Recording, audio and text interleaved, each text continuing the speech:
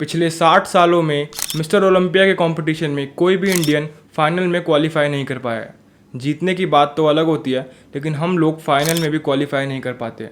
And even though India से सिर्फ 4 या 5 लोग ही मिस्टर ओलंपिया जैसे कंपटीशन में पार्टिसिपेट करते हैं। आज से काफ़ी टाइम पहले इंडियन फुटबॉल टीम भी वर्ल्ड कप के फाइनल में नहीं जा पाती थी। अब ये सब चीज़ें क्यों होती है? Due to your genetics.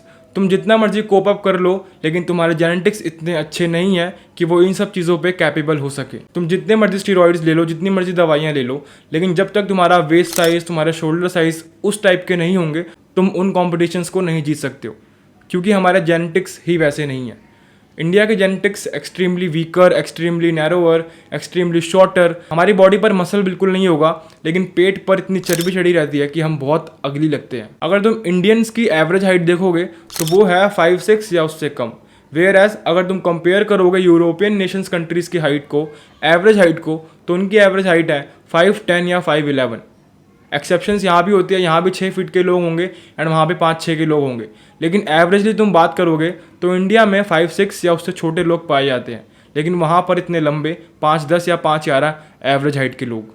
तो सबसे पहले एक्सेप्ट करो कि ये सब चीज़ें हो रही है जेनेटिक्स की वजह से, and we Indians have a bad genetics. Yes, इस चीज़ को एक्सेप्ट करो, तभी तुम इस चीज़ को फिक्स कर पाओगे। अब मैं तुम्हें इस चीज़ को एक थ्योरी से समझाता हूँ, जिसका नाम है कॉटेंजर्स कैट थ्योरी। एक साइंटिस्ट था जिसने एक थीसिस लिखी है, एक रिसर्च करी थी। उसने 2 बिल्लियों के ग्रुप लिए थे। एक बिल्ली के ग्रुप को उसने बहुत अच्छा खाना दिया, रॉ मीट दिए, उनकी प्रोटीन पूरी करी एंड उनको एक बहुत अच्छी लाइफस्टाइल दी। वेयर एज दूसरे ग्रुप को उस साइंटिस्ट ने बेकार खाना दिया, उनका प्रोटीन बिल्कुल भी पूरा नहीं किया, उनको प्रोसेस्ड फूड दिया एंड उनकी लाइफस्टाइल बड़ी ख़राब थी। एंड आफ्टर सम टाइम उन्होंने नोटिस करा कि जिस ग्रुप को, यानी कि ग्रुप ए को, जिनको उन्होंने बहुत अच्छा खाना दिया था, उनकी प्रोटीन अच्छी करी थी, उनका लाइफस्टाइल बहुत अच्छा कर रखा था, उनकी हाइट, उनकी चीज़ें 50% इम्प्रूव हो गई थी उनके ब्लड लाइन में। जब उनकी ब्लड लाइन पैदा हुई, यानी कि उन बिल्लियों के बच्चे पैदा हुए, तो उन्होंने देखा कि उनका स्कल साइज़ 50% बढ़ गया है, उनका IQ लेवल 50% बढ़ गया है, उनकी सारी चीज़ें 50% ग्रो हो गई थी। उनकी हाइट, उनकी लेंथ, उनकी विड्थ, उनका स्कल साइज़, उनका स्कल, उनका डेंजर अटैक वगैरह सब कुछ 50% से बढ़ गया था। वेयर एज जिस ग्रुप को उस साइंटिस्ट ने बहुत कम खाना दिया था, बेकार खाना दिया था एंड उनका प्रोटीन भी नहीं पूरा किया था, उनका लाइफस्टाइल ख़राब कर दिया था, उनकी स्कल साइज़, उनकी चीज़ें 50% कम होती जा रही थी उनके ब्लड लाइन में। यानी कि जो उनके बच्चे हो रहे थे वो उनसे और वीक होते गए, उनके बच्चे उनसे और वीक होते गए एंड उनकी पूरी ब्लड लाइन ही वीक हो गई। तो ये प्रूव करता है कि तुम्हारे जेनेटिक्स कितने इंपॉर्टेंट रोल प्ले करते हैं। जिसके जेनेटिक्स अच्छे थे एंड वो टाइम टू टाइम अच्छी चीज़ें कर रहे थे, अच्छे लाइफस्टाइल में थे, उनके जेनेटिक्स और स्ट्रॉन्गर होते जा रहे थे उनकी ब्लड लाइन में। वेयर एज जिनके जेनेटिक्स बेकार थे और उनके जेनेटिक्स और ख़राब कर रहे थे उनकी लाइफस्टाइल की वजह से, उनके जो बच्चे थे, उनकी जो स्पीसीज थी, उनकी जो ब्लड लाइन थी, वो और धीरे धीरे वीक होती जा रही थी, उनके जेनेटिक्स और वीक होते जा रहे थे उनकी नेक्स्ट ब्लड लाइन में। Which means same in humans. हम ह्यूमन्स के साथ भी ये सेम चीज़ें होती है। अब तुम बोलोगे कि हम तो ऐसे नहीं थे, हमारे साथ ऐसा क्यों हो रहा है? जब ब्रिटिशर्स ने हम पे कब्जा कर लिया था तो हमारी लाइफस्टाइल वर्स्ट हो गई थी। उन्होंने हम पर 1000-1200 साल राज करा है एंड हमारा ह्यूमिलेशन करा है। एंड जब वो हमारा ह्यूमिलेशन करते थे, ना हमें प्रॉपर खाना मिल पाता था, ना हमारा प्रॉपर लाइफस्टाइल था, ना हमारा प्रोटीन इंटेक पूरा हो रहा था एंड ना ही हम ढंग से अपनी बॉडी के लिए कुछ कर पाते थे। वो सिर्फ हमारा ह्यूमिलेशन करते थे एंड ये चीज़ें 1000-1200 साल तक चली थी। विच मीन्स ये चीज़ें उनकी ब्लड लाइन में आई जिनके ऊपर ह्यूमिलेशन हुआ था, फिर उनके बच्चों में, फिर उनके बच्चों में, फिर उनके बच्चों में, एंड 1000-1200 साल तक ये चीज़ें चलती गई। एंड जब इतने सालों तक हमारे जेनेटिक्स इतने वीक हो गए, तो तुम खुद सोचो उसे वापस बढ़ने में कितना टाइम लगेगा। अगर अब तुम देखोगे मेट्रो सिटीज़ में जो जेंजी वाले बच्चे होते हैं, यानी कि जो अभी बॉर्न होते हैं, जिनकी फैमिली लाइफस्टाइल अच्छी होती है, फैमिली बैकग्राउंड अच्छा होता है, वो 6-6 फीट के होंगे या उनकी हाइट बहुत अच्छी होगी, उनकी बॉडी बहुत अच्छी होगी। क्यों? क्योंकि उनके जेनेटिक्स काफ़ी अच्छे हैं, उनके जो पेरेंट्स थे वो अच्छे से डेवलप हुए हैं, उनको अच्छा खाना मिला है, उस वजह से उनके जेनेटिक्स स्ट्रॉन्ग हो गए हैं एंड उनके बच्चों में भी यही हो गया।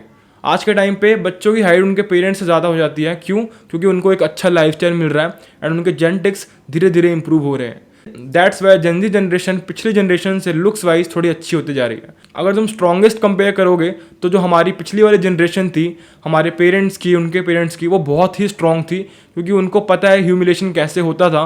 उन्होंने बहुत सारी टफ चीज़ों का सामना करा है। तो तुम देखोगे तुम्हारे पेरेंट्स, तुम्हारे दादा दादी, तुम्हारे नाना नानी बहुत स्ट्रॉन्ग है, बहुत ज़्यादा स्ट्रॉन्ग एंड बहुत ज़्यादा हेल्दी है, क्योंकि उनको पता है कि उन्होंने कैसे सर्वाइव करा है, उनको सर्वाइव करना आता है। वेयर एज हम लोग जो जेंजी होते हैं वो लुक्स में उनके कंपैरेटिवली थोड़े अच्छे हैं, क्योंकि हमारा डाइट, हमारा प्रोटीन, हमारा लाइफस्टाइल उनके कंपैरेटिवली थोड़ा अच्छा है। तो ये सारी चीज़ें घूम फिर के आती है जेनेटिक्स पर। अगर मैं अपना एग्जांपल लूँ तो मेरी हाइट है 5'9", वेयर एज मेरे फादर की हाइट है 5'7" एंड मेरी मदर की हाइट है 5'4". तो अगर मेरे पापा और मम्मी की हाइट भी ज़्यादा होती तो मेरी हाइट 5'9" की जगह 5'11", 5'12" या इवन 6 फीट होती। तो ये सारी चीज़ें होती है जेनेटिक्स के ऊपर। अगर तुम देखोगे कि पहले के टाइम पे इंडिया में एथलेटिक्स में, ओलंपिक में बहुत कम मेडल आते थे। अगर मेडल आते भी थे तो वो चेस वगैरह जैसी चीज़ों में आते थे जिसमें IQ लेवल लगता था। लेकिन जो एथलेटिक्स वाले स्पोर्ट्स होते थे जिनमें जान लगानी होती थी, उसके सारे मेडल्स या तो चाइना या तो US से जीत के चले जाते थे, क्योंकि उन्होंने अपने डाइट पर, अपने जेनेटिक्स पर काफ़ी ध्यान दे रखा था एंड उन पर इतना ह्यूमिलेशन नहीं हुआ था। बट अब ये चीज़ें ठीक हो रही है। For example Neeraj Chopra and ऐसे बहुत सारे लोग जो ओलंपिक्स में मेडल लेके आ रहे हैं, क्योंकि उनके जेनेटिक्स अब अच्छे हो रहे हैं, उनकी डाइट अच्छी हो रही है, उनका लाइफस्टाइल अच्छा हो रहा है, उनके प्रोटीन इंटेक पूरे हो रहे हैं।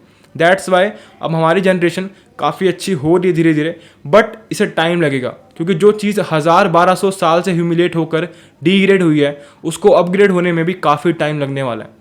तो तुम इसमें क्या कर सकते हो? तो सबसे पहले तो एक्सेप्ट करो कि हाँ, तुम्हारे जेनेटिक्स, हमारे जेनेटिक्स, हम इंडियंस के जेनेटिक्स वीक है USA वगैरह के नेशंस के कंपैरेटिवली। तो इस पे वर्क करो। अब इस पर तुम्हें वर्क कैसे करना है? सिंपली अपने लाइफस्टाइल को इम्प्रूव करो, अपने प्रोटीन इंटेक को पूरा करो, अपने वर्कआउट्स करो एंड अपने आप को एक अच्छे लाइफस्टाइल में रखो। तभी तुम अपनी जनरेशन के जेनेटिक्स इम्प्रूव कर पाओगे, ताकि तुम्हारे जो बच्चे हो उनके जेनेटिक्स तुमसे 50% अच्छे हो, उनके जो बच्चे हो उनके जेनेटिक्स उनसे 50% अच्छे हो, एंड ऐसे ही तुम्हारी ब्लड लाइन की जेनेटिक्स काफ़ी अच्छी होती जाएगी। अगर तुम अपने आप को वीक करते जाओगे, अपने आप को जंक फूड खिलाते रहोगे एंड अपने आप को वर्कआउट्स नहीं करवाओगे, मोटे होते जाओगे, तो कोई फ़ायदा नहीं है। तुम्हारी नेक्स्ट जनरेशन भी तुमसे भी ख़राब होगी, उससे नेक्स्ट जनरेशन उससे भी ख़राब होगी एंड उससे नेक्स्ट जनरेशन उससे भी ख़राब होगी। तो इस चीज़ को तुम डिनाई नहीं कर सकते कि जेनेटिक्स बहुत इंपॉर्टेंट रोल प्ले करते हैं, चाहे वो लुक्स में हो, चाहे वो बॉडी में हो, चाहे वो तुम्हारी हाइट में हो।